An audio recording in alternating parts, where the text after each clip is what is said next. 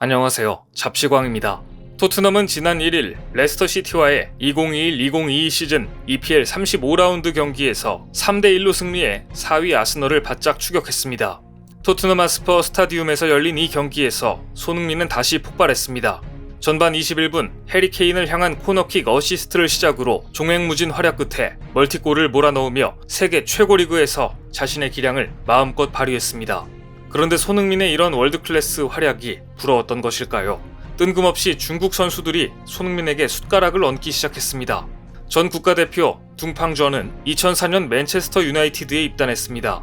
하지만 맨유에 제대로 적응하지 못했고 2008년 계약 해지로 맨유를 떠나게 됐습니다. 이후 둥팡저는 중국과 유럽의 군소리그를 돌아다니다가 2016년 은퇴하게 됩니다.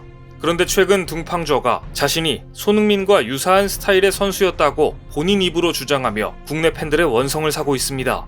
둥팡저는 나는 어렸을 때 손흥민과 같은 타입의 선수였다. 공을 잡고 자신있게 드리블할 수 있었다.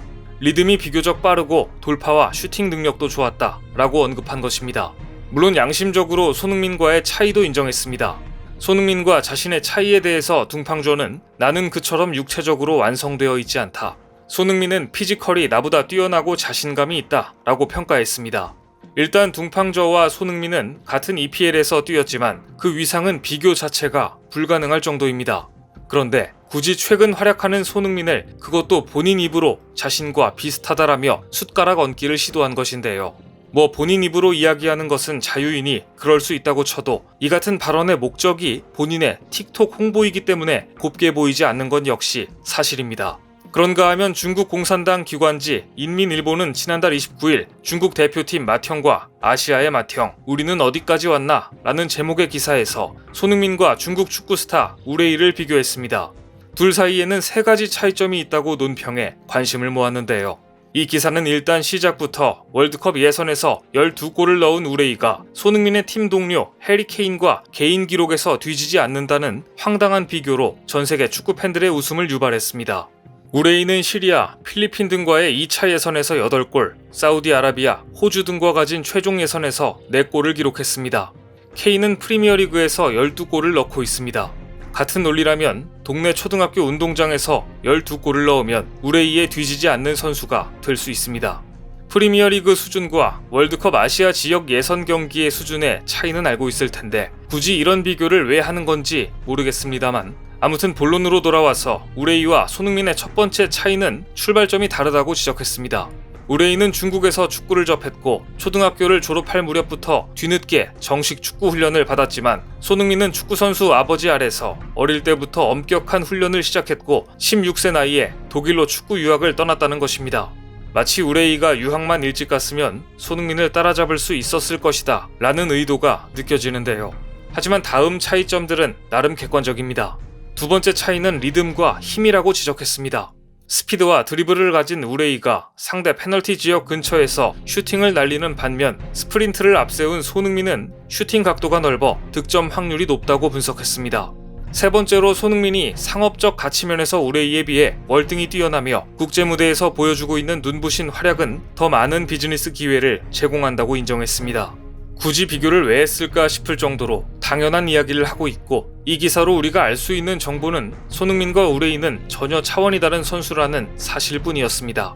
어떻게든 손흥민과 우레이를 끼워 맞춰 중국 선수를 띄워보려다가 끝내 실패한 듯한 느낌이 드는데요. 중국 슈퍼리그는 그동안 아시아 인류로 거듭난다는 목표 아래 천문학적인 돈을 써서 세계적인 명장들과 월드클래스 선수들을 데려왔습니다. 그럼에도 중국 축구는 몇 년째 발전은커녕 오히려 퇴보했습니다. 이를 두고 중국 내에서조차 도무지 이해할 수 없다는 반응이 많았습니다. 그런데 어쩌면 다음과 같은 일들 때문에 돈을 쓰고도 발전이 없었는지도 모르겠습니다. 중국 축구장에서는 기상천외한 일들이 벌어지기 때문입니다. 보시는 장면은 중국 1부 리그 상하이 선화의 구단주였던 주준이 리버풀과의 친선 경기에서 등번호 16번을 달고 경기에 뛴 모습입니다. 친선 경기였으니 이 정도는 그래도 애교로 봐줄만 합니다. 그런데 문제는 여기서 끝이 아니었다는 것입니다. 2부 리그에서는 더욱 재밌는 일들이 넘쳐납니다. 10번을 달고 투입되는 이 선수는 중국 2부 리그 지보쿠주 소속으로 경기 후반에 투입돼 프로축구 데뷔전을 치렀습니다. 그런데 이 선수의 정체는 구단주인 허시화였습니다. 35세 나이로 막대한 부를 앞세워 축구구단을 인수하더니 평소 팀 훈련에도 참가하고 본인을 스쿼드 멤버로까지 등록했다고 합니다. 아무리 2부 리그지만 구단주가 막판 교체 투입으로 리그 데뷔전까지 치른 것입니다. 구단주가 이러고 있는 사이 자신의 구단인 지보쿠주는 2부 리그 A조에서 부진을 면치 못했습니다. 3부 리그는 그야말로 상상을 뛰어넘습니다.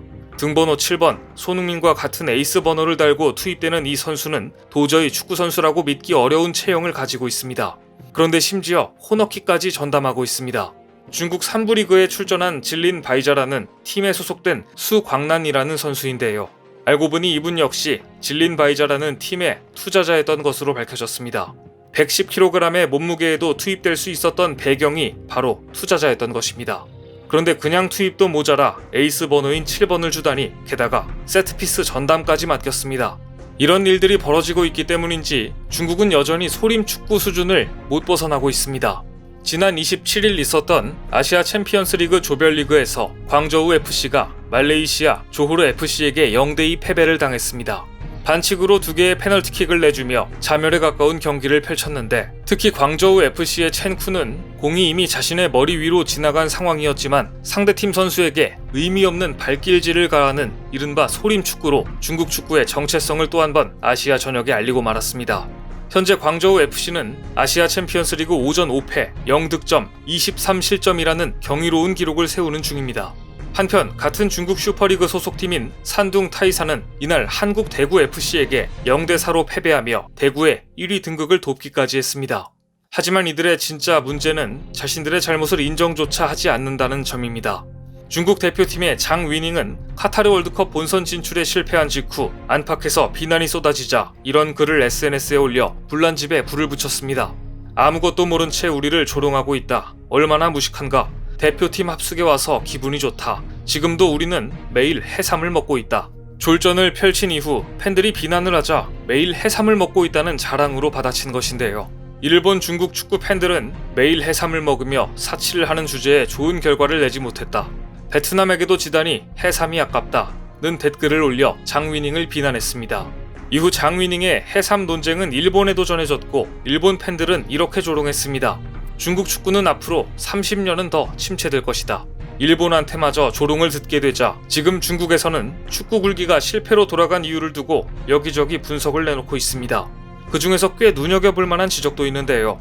중국 축구 전문가로 유명한 장 루는 중국이 인구는 14억 명이지만 축구를 하는 어린이는 5천여 명에 불과하다며 초등학교와 중학교의 축구가 대중화되어야 한다고 지적했습니다. 축구 강국 독일과 브라질은 축구를 하는 어린이 수가 많고 프랑스와 영국도 수백만 명의 어린이들이 축구를 하며 일본은 축구하는 학생이 100만 명이지만 14억 인구 중국에서는 연평균 5천여 명에 불과하다는 것입니다. 외국 선수들에게 고액 연봉을 주고 데려오면 되는 게 아니라 축구하는 학생들이 많아져야 한다. 저변이 확대되어야 한다. 문제를 정확히 짚고 있는 것으로 보이는데요. 하지만 중국은 그간 문제의 본질부터 찾아서 해결한 적이 없습니다. 굴기라는 이름으로 단기간에 돈만 왕창 쏟아부으면 뭐든 되겠지 라는 태도는 반도체 없는 반도체 굴기와 아시아 챔피언스 리그 전패라는 결과만 가져왔기 때문입니다. 오늘 준비한 소식은 여기까지입니다. 댓글을 통한 여러분들의 많은 의견 기다리겠습니다. 시청해주셔서 감사합니다.